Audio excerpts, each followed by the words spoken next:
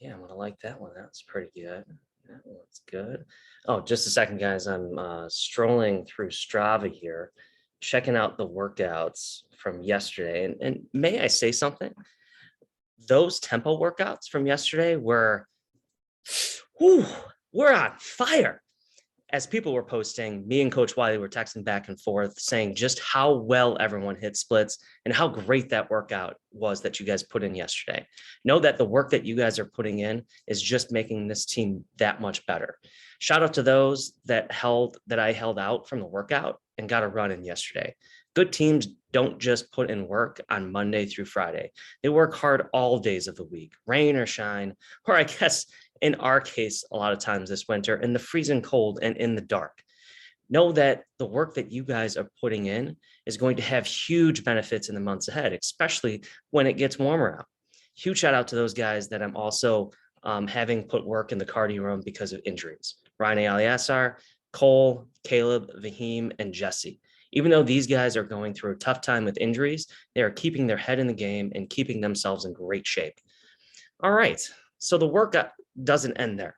We are finishing our third cycle. Yes, our third, and going to begin our fourth cycle this upcoming week. Here's the schedule. So let me share my screen here.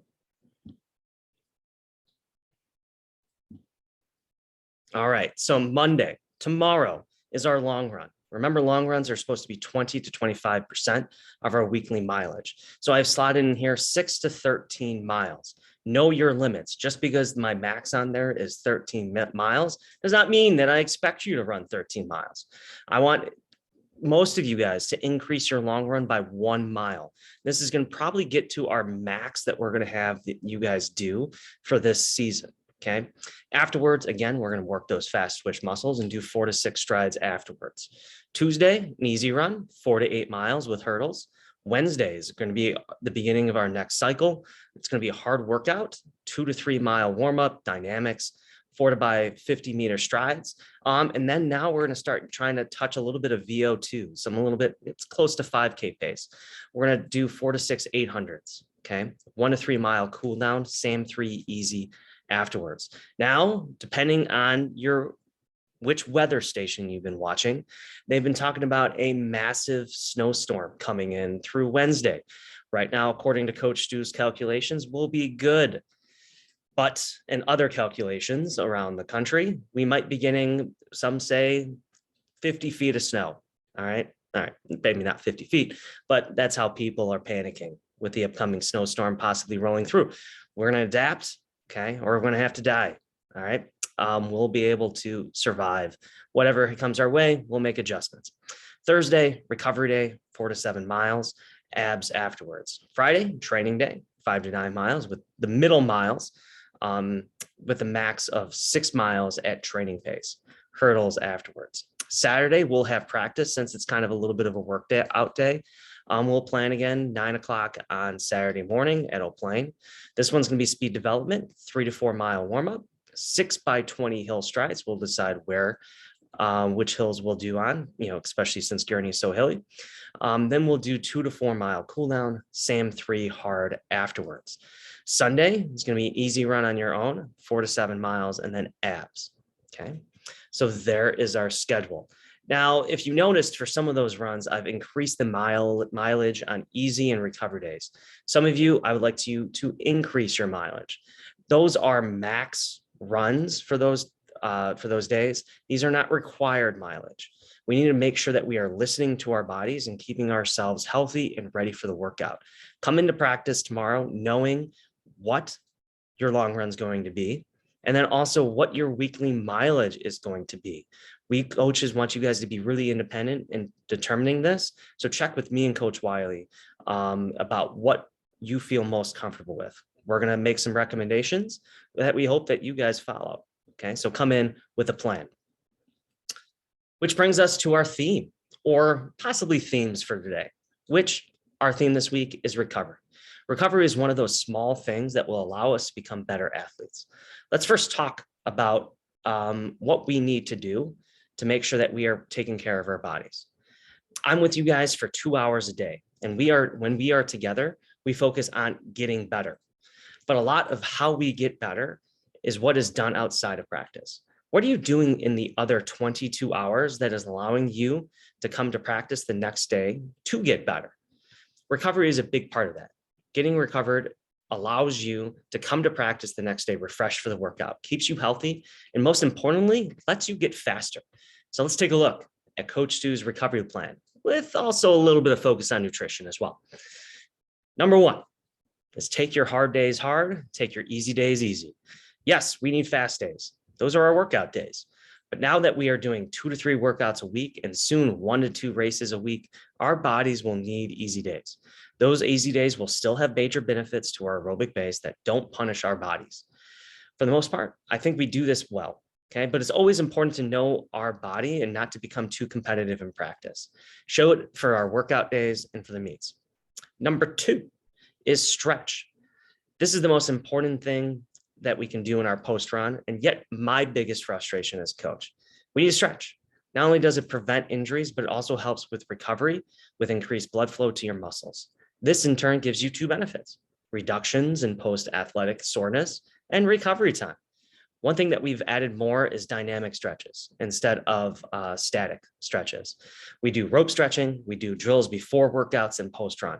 All of these stretches, all of these activities stretch the muscles and get the blood flowing through your body, allowing it to recover and warm up faster. Number 3 is foam roll. The nice thing about running is that we don't need a whole lot of equipment. So I don't think it's a big ask for someone to invest in a foam roller. This is one of the most important things you can do to help with recovery. Getting a foam roller and rolling out multiple times a week will help fight muscle fatigue and add another form of stretching your muscles and help with muscle performance. Number 4, ice. This will help reduce any inflammation and soreness that you have. Always see the trainer for ice, even if it's for precautionary reasons. Better do that than miss days for something that you could have handled earlier. Number 5 is hydrate. Getting your body hydrated after workout will help your body recover faster and replenish important nutrients that you have lost. Look at sports drinks and obviously water to help you with this. Number 6 is lift. What, coach? Doesn't lifting make you feel sore? Yes, it does. Many times it will, but a stronger body will allow your body to handle the stress of a heavy workout or a heavy workload. If you climb a mountain with a 20-pound backpack and it feels like 30 pounds, your trip up the mountain is going to be difficult. You're going to get more tired quicker, which means you're going to start to practice poor mountain climbing form. Your back is going to start to hurt, which could lead to injuries. By the time you get to the top, it's going to feel like you have a bear on your back. With lifting, we're going to make that 20-pound backpack feel like a 10 pounds. Now the journey to the top will feel a lot better. Keeps you healthy, and most importantly, it keeps the bear from jumping on your back. Now, I always like my mountain climbing analogies, but when you get stronger, it allows your body to accept the stresses of running more. Stronger the body, the more impact our bodies can take when we put stress on it. Number 7 is eat. Now, here's a little mini lesson on food. The biggest thing for you guys is to eat. Food is fuel. And when the amount of miles we are running, the body needs fuel. Your body is your temple, and we need to take care of it. Some of the main food groups that you need to fuel your body with are calcium, iron, fats that are low in saturated fats, and cholesterol, proteins, and carbohydrates. Make a conscious effort to make these foods a part of your diet. Fueling up before the run can also add extra energy. Everybody is different when you can eat before you run, but a good rule of thumb is 2 to 3 hours, have a meal before you run.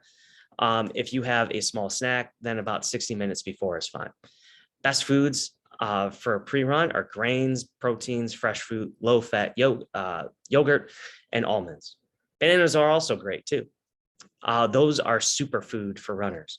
After workout, here's part of that recovery process is your body needs to refuel. You should eat soon after your run, which a lot of you guys do. You guys usually have some type of bar with you. Here we want to focus on carbs and proteins to help restore energy and muscles. Best foods are peanut butter, sodium-rich snacks such as crackers and pretzels. Chocolate milk is also pretty good too. Sports drinks and beverages also help replenish key nutrients. And lastly, Sleep. We have to be getting 8 to 9 hours of sleep a day. I actually found a ton of stuff and research on the benefits of sleep. So boom, we got our next theme for next week. All right, all right, all right. Those are ways to make sure we are getting fully recovered. Remember, great athletes are doing all the small things to get better.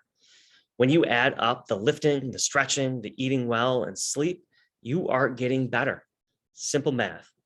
Let's have another sizzling week of hard work, fast workouts, and yes, some easy recovery days in there. Let's make this a week where we don't waste our greatness. See you guys tomorrow for a nice long run.